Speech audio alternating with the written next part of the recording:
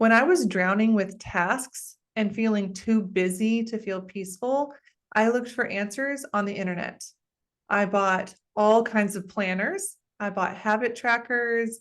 I bought like mom lists and all kinds of ways to track my progress and my habits. I listened to all of the advice about how to squeeze in more life between my schedule's demands. And some of that was helpful, and some of it taught me what doesn't work. But none of those little tools, I'm not bashing the planner at all, but none of these tools are going to work. And none of them worked for me because I hadn't been taught how to design a life that feels good, a week that feels good. Shoot, I had not even been taught how to design an hour that feels good. So it not just feels good, but that feels in alignment with my core values. So today we are not going to tell you to add a bunch of new and helpful habits to your life. We're not going to suggest you add anything else to your plate right now. Most of you listening are probably up to your eyeballs and enough to do. So we're going to start with breaking open the foundational concept of designing a life rhythm that helps you feel peaceful right now in your season. Welcome back to the weekly fellowship where we gather for deep, transformational conversation in the fellowship of faithful women. I'm your host, Reagan Clement, and I love working with women in my life coaching programs and online community, the Rising Tide Fellowship. In prayer, I was asked to build community for women to be seen, heard, and nourished in this society of isolation and confusion. When I asked God how in the world to build a community like that with so little funds, his answer was simple: collaboration. So in the past year, I've asked many friends and coaches to step forward and offer their time, talent, and resources to make this community something really special for our members. And it's turned out to be really special for ourselves too. And our members have stepped up to contribute their own unique gifts as well. To spend time with us in community, join today at risingtidefellowship.com. And if you'd like to work with me personally, head to risingtidefellowship.com and just click on my name. Let's get started. So today, I'm so thankful to have Stefania Bigi with us. Stefania, would you like to introduce yourself and just tell us a little bit about what you do and who you are, where you're from? Sure. Hello, everyone. Stefania here. I am a health coach, a certified health coach, and also a fertility care practitioner. My background is actually in medicine, in the sense that I was raised in Italy and I've been a physician for several years before moving to US. I live now in California with my 4 kids, and I have had a huge life change when I moved to US, because I was working while I was working in the hospital back in Europe. I had a lot of shifts. I was working in emergency care, so that was like 12-hour shift or 8-hour shift, and my days were very different one from another. And from there I came to, and well, by then I didn't have kids, and I have 4 children now, and I came to, and I thought that was a super exciting kind of life where I could build my own days, and it was different from anyone else, and it was more, I don't know, entertaining, because it was different one day from another. And I came to learn when I came to US, and I changed my life because I was not working in the hospital anymore, and I had little kids that love routines. Um, I came to appreciate what routines do for us, and what a structured day uh, does for our well-being in every area of our lives. And I'm happy to share a little bit of that today. But I want to maybe let you. Yeah, we'll get into um, it. We'll get into it. I pers- appreciate you coming from the very busy professional background, because I know there's some of us who are still living in that, and some of us are in the caregiving of little children or multiple age children, or we're doing both. I'm about to head into summer with kids and working, and that's going to be interesting again. Mhm. But let's kind of take the picture back out again, just so we can see why this matters. Because so many people are offering us, I mean, um, I saw some Lenten challenges this year that were like 40 habits that we want you to do every day. And I saw just so many of these people promoting that the way to peace is by just having all of your habits down, and that's what a routine is. So I want to start by saying this whole season has been about protecting your peace in the chaos of life. And we've been taking us through a journey of how to protect our peace. But we can't protect our peace if we don't know how to protect our schedules. And we can't protect our schedules if we've never even learned how to create a rhythm. If it's just this like big task list of go, go, go, and when am I going to get it all done? And so I want to address the word routine at all. And I actually stopped using it a little while ago after I got brutally attacked on social media from a group of Christian women. You know, they never attack me, right? Oh, it was so painful. And I realized after this experience that there's so much shame around the word routine. These women felt like if I shared my routine, that I was personally calling them failures. Like that's just what they were experiencing in their bodies, and that's okay. So I want to really give you two words: routine and rhythm. And really, they could be the same in your mind, but there's just so much shame around routines that makes us feel like we've failed. So I don't even want to use the word routine very much today. I want to use the word rhythm, because routines are misunderstood in a lot of ways, and we'll kind of get into that, but they're misunderstood to kind of mean it's this strict schedule that I always follow, and when I don't, I'm a failure. And that was never meant to be what they were. That's not the actual definition of routines. That's not a routine that works. I've kept the same routine for over 18 months. And I can tell you there have been a million days in there that I haven't stuck to it, or that it's changed or moved, because that's not what a routine is. But let's just set the word routine down for a second, and let's use a better word and a better definition without so much shame attached to it. And let's try the word rhythm. A rhythm, and now I'm going to mess up today and accidentally use the word routine, and probably Stefania is too, but I just want to offer us that as a place to start with less shame, because you've never failed at a rhythm, and you actually can't fail at a rhythm.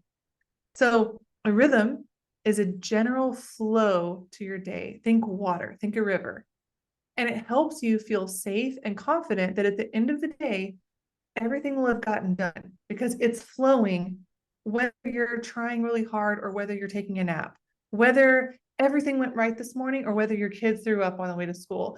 It's still flowing. You're gonna end, you start at point A and you end at point B at the end of every day, and it's all going to be okay. A rhythm allows life to throw you surprises, illness, extra tasks, all those things that life actually gives you, and it folds them into the water and into your day as you continue to move downstream. Stefania, what else have you found to be beautiful about implementing rhythms or routines into your life? Well, first of all, I want to say as you're talking, you're transmitting a sense of peace already. Like the fact that days go by and things happen and you just follow the flow. And um, I really love that.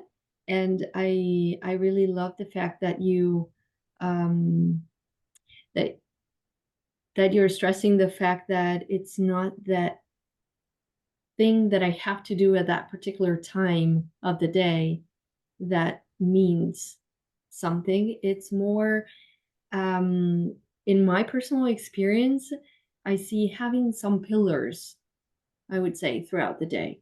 And so those pillars are those are what I would connect to my core values, what means a lot to me, that I really want to be part of my day. And for example, let's say that I want my prayer life to be part of the day because I want to nurture that relationship with God. Don't want to stress out about praying because then prayer will not be fruitful. Uh, but within the flow, um, I do. I know that some things will happen throughout a day. Let's say meals we all have to eat. Those things will happen. Or I have little kids, they nap. Those things will happen generally. And so for me, for example, building a prayer life will mean, okay, how do I fit that pillar um, within that rhythm of life? And most of the days, I give it a particular time of the day, but it will not always be the same. Mhm. Sometimes I will not be able to, I don't know, uh, pray my rosary in the afternoon because the kids have a different schedule, because the baby doesn't nap the way he normally does. Okay, that is not failure, as you're saying. It could be half of it. It could be that I split it. It could be that I say it in a different way, like while I'm doing some work or while I'm entertaining the baby, whatever that may be. Mhm. And it flows with the day, but I'm not um getting anxious, nervous about the fact that it didn't fall into that particular hour, in that space, in that place, um, or that I didn't get to do it at all.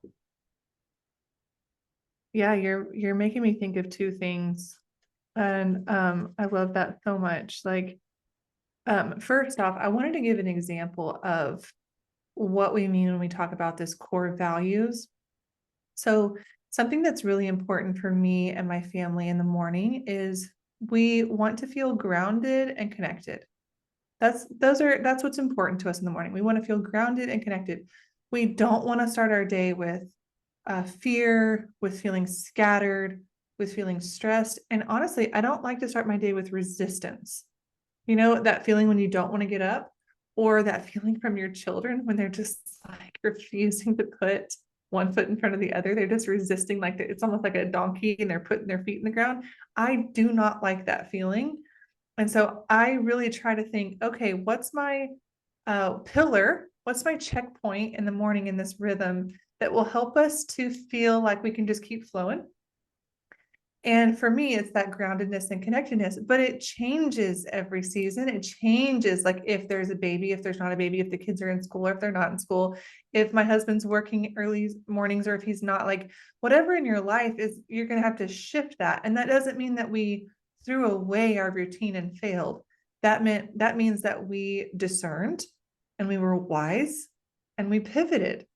And that's a new word too, that if you're not using the word pivot in your life, you're welcome right there. Like every time you make a shift in your plan, you're pivoting, and pivoting is a skill. So my example with this morning core value, I want to feel connected and grounded.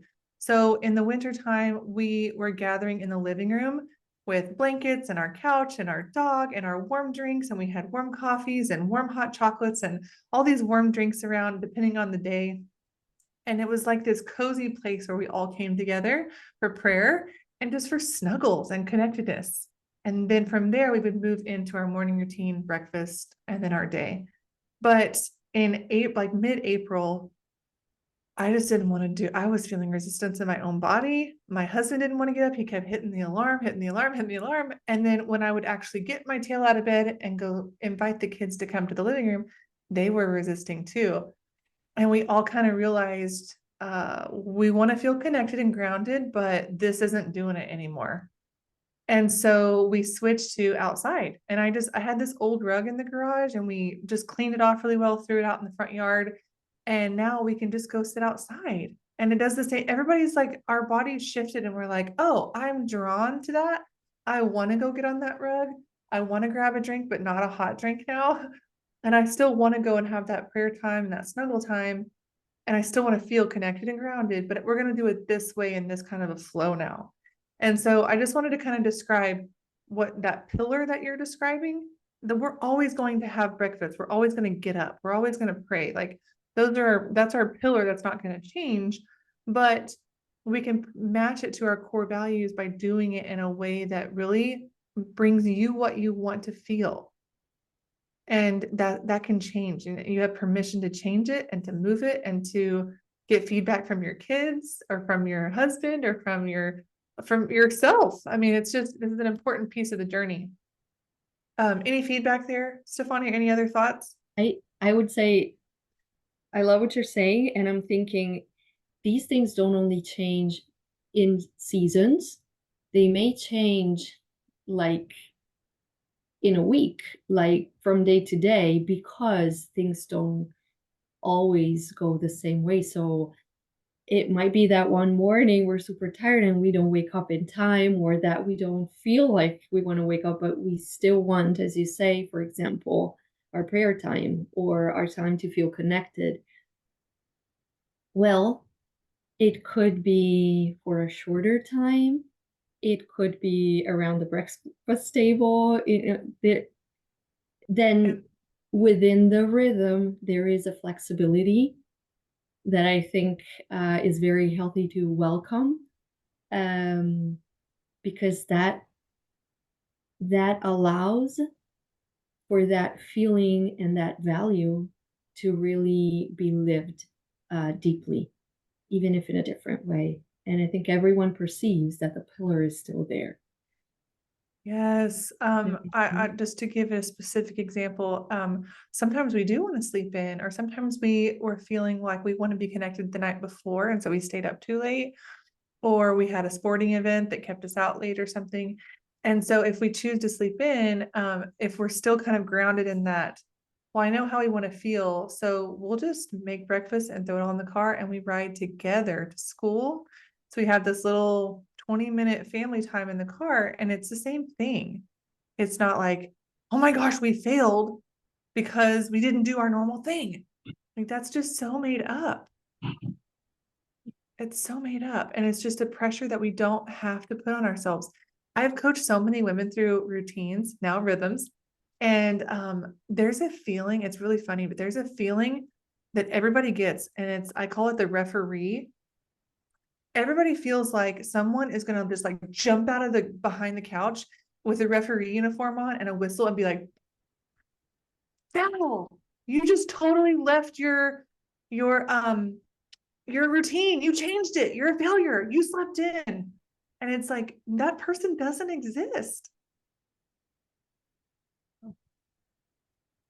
I would love for people to ask in the comments or to share in the comments, and we can kind of start addressing that, what your main struggles are with routines or rhythms, what your resistance is, like what's the icky feeling where you're like, I just don't want to do it. And we can kind of start addressing that.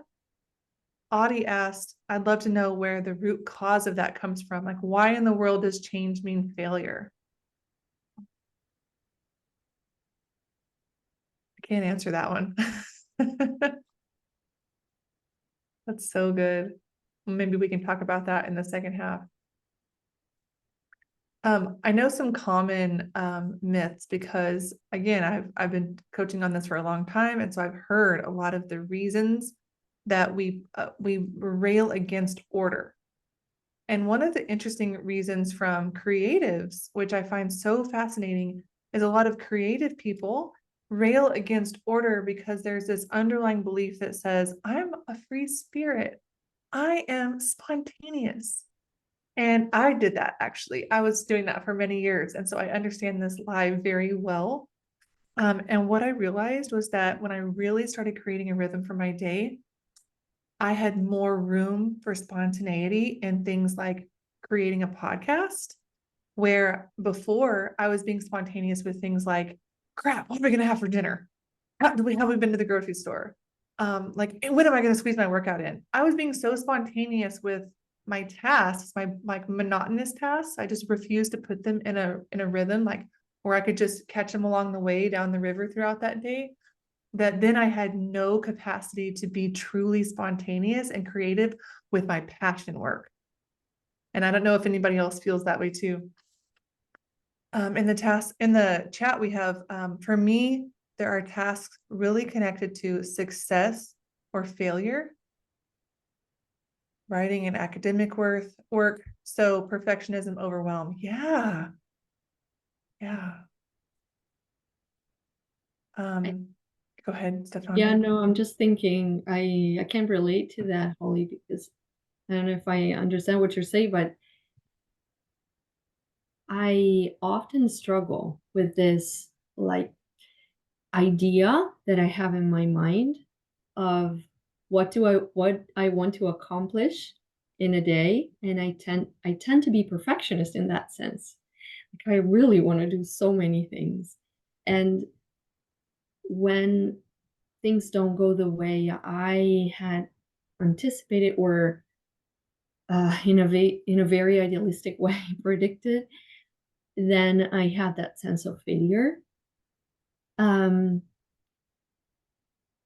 which is again that I work on like releasing, because again, we're not I don't know, we're not really that's not the whole purpose. Like the idea of being efficient, that is not being efficient. That like we are building a life, we're trying to build a life for myself like that has again these pillars present, but a life where I also want to be the person that God created me to be. And I cannot be that person with this stress on me that I need to be this perfect. Um, and and so there is a lot of work for sure from my side to kind of see how the day goes and accept where there are limitations, either from my side or for external circumstances, and embrace them and um, find ways to do what I love to do or what my duty is, but without that sense of failure. Yeah, I struggle with perfectionism too. I feel like I've slayed this beast a million times and then it rears its ugly head up sometimes when I'm stressed. And for me, I really have to get good at saying what the thought is. So like recently I was having some stress actually around a podcast, and I've already told Anna about it. We've laughed. So I don't mind sharing that here. But oh, Anna and I we were planning a podcast and it didn't work out, and I was feeling so stressed about it, and I was having a hard time sleeping, and I was just feeling this sense of that perfectionism rearing its ugly head, and I was like, what is going on? And at the same time, I was helping my 7-year-old with a school project. Like in that same evening and week, we had to finish a project, and perfectionism was showing up there too, which was, I'm not one of those parents that's like, I want to help do, I'm doing my kids' projects for them. That's not me at all. I'm very relaxed about that kind of stuff. So what I realized, I had to go and find the thought, like, what are you thinking right now, Reagan? What is your, what's the lion in the room that you think is about to attack you? And for me, it was like, I don't want to be embarrassed if I mess up. I don't want them to see me mess up. And so once I can start hearing, like, with whatever the routine is, whatever the stress is, the perfectionism, the overwhelm, if you can start really digging deep to ask yourself those questions of, if I had to like defend what I'm feeling in a court of law, what would be my statements? And then start just kind of looking at those with um, some objectiveness, right? Just like looking at it, just objectively going, oh, Reagan, you're embarrassed that people might see that you are imperfect. wait, we've already worked through that. That's okay. And so just that would be my advice on that would be to try to pull apart what you're thinking in that moment or what you're thinking as you're moving through what you're feeling, because so often with perfectionism, it's something that you already don't believe. You've already worked through it, and it's just kind of lingering around,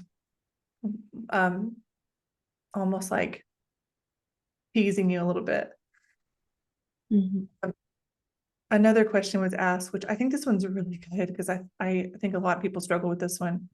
One question I keep having is if God is asking for this particular thing of me. So like if I'm reading the Bible in a year, if I'm putting new tasks on my plate, are there times when he would rather me rest and not try to do all the things? Like once I start something or add something, I feel like if I just keep trying, it will be easier to change. But more times than not, I just quit. This is so good. I don't know if you want to speak on this, Stefania, but some things coming to mind for me are this is what our culture does. Our culture says more, keep going, keep pushing. And our Christian understanding in this culture somehow makes us do that too. And I'm not really sure why, but as Christians, we're almost more guilty of that because we feel like it's selfish to do less, right? We're like, we're not made for comfort. And so then we like take on way too many things, or we think that God doesn't want to like actually nourish us, or take care of us, or, love on us. And so, this is where really designing your life first and going, okay, what's God calling me to? And we do so much of this in the women's school. If you haven't taken the women's school, this is what we do. I mean, for months, we break this down of like, okay, what's your purpose? What's your dream of the season? Let's design a life of wholeness with your health, with your home environment, with your relationships, with your friendships, with your contribution, like really looking at all of it and designing this beautiful life. But then looking at that daily rhythm and going, what do I want this day to feel like? And if right now, as you're openly admitting, like, I feel like I've put too many things on my plate, I'm a little stressed, but does it mean that I should just push harder? I think you already answered your question.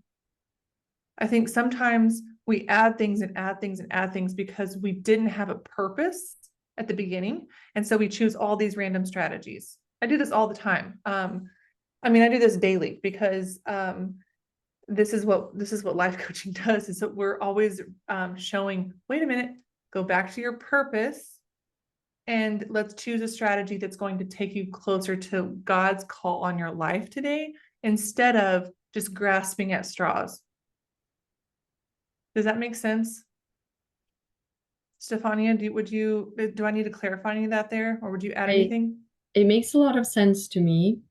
And I also think that I just wanted to share, like, every time I go on a spiritual retreat, what we are left with is always pick one thing you would like to work on when you leave. One thing, and one little thing, possibly, because that's um, that's the work that is asked of us. God doesn't ask us huge. He knows. And so in order to find consistency, in order to bring that change into our routine, it has to be something small that is towards the purpose, the greater purpose. And I'm thinking, reading what you wrote, Amanda, that whenever also the challenging thing may be, okay, like I started with this, like, I don't know, this resolution or this thing that I wanted to implement, and it's not working because I see that I cannot be consistent. And there comes that thought, well, it doesn't work, I'll just quit. That's where I want to wonder, like, get curious and ask myself, well, why is it not working? Very honestly, maybe it's not working because realistically, I don't have the time, or because it doesn't fit into what I'm doing right now in my daily routine. Let's call it routine or rhythm. um, and we can change. We can change. And if I do less, because I have to trust my guts. I have to trust what I feel within myself. Maybe that, like reading a paragraph a day of whatever, just throwing an example, that will be enough because that is what fits in. And God is asking us to be faithful in the little things, not in the big things. And so that will be good enough. So that is one thought. And I also wanted to, sorry, go back to what you said before about the referee. I love that image. It made me think that person is like, to me, as you were talking, I was thinking, yeah, that is like this big judge that I have in my mind that is telling me, judging me for what I'm doing or not doing.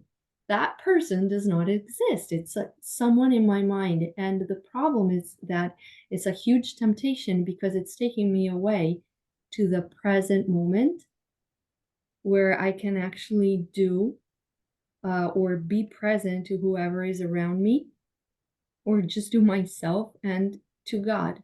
God is in the present. And me thinking about these voices are really, it's like not helping the purpose. It's really taking me away to um, what I am supposed to be doing or just being in the present. Well, and in coaching, I would say too, we would get to know who the referee really is, and we would hug her because she's probably in pain from some childhood memory, or maybe in college or your youth, like young adult, maybe it was your first job, like something happened that made you feel like, "Oh, there's a referee who's going to get me." And so really what we would do is we'd go and we'd bring her comfort, we'd minister to her. And that's the only way she's actually going to get quiet. If we really want her to say, I'm not going to yell at you anymore, I'm going to quiet down and let you run the show because you're the present person. You are present. So I'm going to let you run the show. I'm going to stop screaming at you about the past. We have to bring her in and bring her close. And then also, then I forgot to mention this earlier, but you brought it up. And so I just wanted to share the number one mistake people make with creating routines or rhythms is believing that it's actually a list of habits. So if you get on Instagram right now and type in #morning routine, you're going to see people doing like 45 things in their morning. And you're going to think, oh, a morning routine is by putting in 45 new things and doing this routine. But that wouldn't be a routine for you, Amanda. Like what that would be, it would be asking you to implement 45 new habits. And all the research shows we can't put in multiple habits at once. It's impossible. We literally can't do it. That's why Stefani is saying God doesn't ask us to do it. It's not possible. That's why we give up. That's why we fail. That's why we just quit, because it's literally not possible to say, I'm going to start taking on this person on Instagram's routine into my life, because that's really saying I'm going to implement 45 new habits and be successful at all of them. That's insanity. That's not what a routine is. So I would say today, our number one thing is to take what you already do, like those pillars that Stefania was talking about. Like we always brush our teeth. We always eat breakfast, lunch, and dinner. We always, whatever those are in your life that you always do, make those your pillars and kind of start designing this day on the river. And you can picture it in a boat. I'm going to picture it in a tube because I am plopped down and relaxing, and I have a big sun hat because this is the way I want to feel peaceful. I've got peace like a river, like actually peaceful. And so really my biggest challenge, and I've actually coached women on this, and then they come back the next week and they implemented new habits instead of this. And it's like, I had one client just crack up after like a month, and she was like, you have told me this 4 times and still I am putting in new habits. It just for some reason our brains think that creating a rhythm is doing a lot of new hard things. but that is habit implementation, and habit implementation is totally different than building a rhythm. And so, yes, it would totally drop off, and it would make sense that you would quit some of those. So if we're going to implement a rhythm today, it would be, I'm going to make a list of the things I already do daily. And I'm going to think about how I want to feel during those moments, during those pillars, maybe a couple of checkpoints down the river. How are you feeling? How are you feeling? How do you want to feel? Do you need some sunblock? Do you need some water? What do you need? Do you need a hat? Do you need an umbrella? You want some friends? And just have these checkpoints of how do I want to feel? And that's your starting point. That's just saying, you know what, instead of wondering every day when I'm going to get dinner made, I'm going to start making dinner at this time every day. Or instead of wondering when in the week I'm going to go to the grocery store, I'm just going to say, you know what, the best checkpoint for my river trip is that we grocery shop on Tuesday mornings. Whatever it is, just starting to take your life of the things you already do and putting them into some rhythmic things that bring you peace, and then protecting it. Because, man, does the world try to infringe and get you out of that river as fast as it can. Like, and that's where we're talking about, if we are protecting our peace, we have to know how to protect our rhythm. And we can't protect our rhythm until we build it.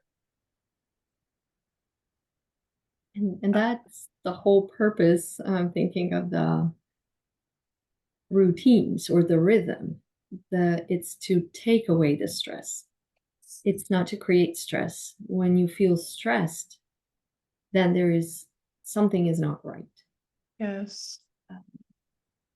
There And I should would be less go ahead. stress and more space for things. That's all I wanted to add. Yeah, I would say on all of the reasons we resist rhythms, it's always because we're like, well, I don't have time to do one more thing. I can't do everything I'm doing and keep up a routine. But that's not what it is. It's taking everything you have and it's putting it in a peaceful flow so that you can ride through it instead of like crunch through it and wonder, when am I going to get this done? When am I going to get this done? When am I don't know if you guys have ever made a to-do list and then like basically bounced around all over that to-do list all day long. It's exhausting. And maybe that's the way my brain was doing it, but it was so exhausting. And I still see so many adults doing that. So like, here's my list of 20 things. I wonder how many I'm going to get done all day. And I look at it 100 times and it takes up so much brain space to think, when am I going to get that one done? When am I going to get that one done? When am I going to, it's 20 times a day. And so it's removing all of that pressure. It's removing the list. It's removing the question of when. I hope I get that done. It's removing and it's putting it into a flow so that it actually gives you back capacity, room to think, room to rest, a mental break. And I think we all could use a mental break.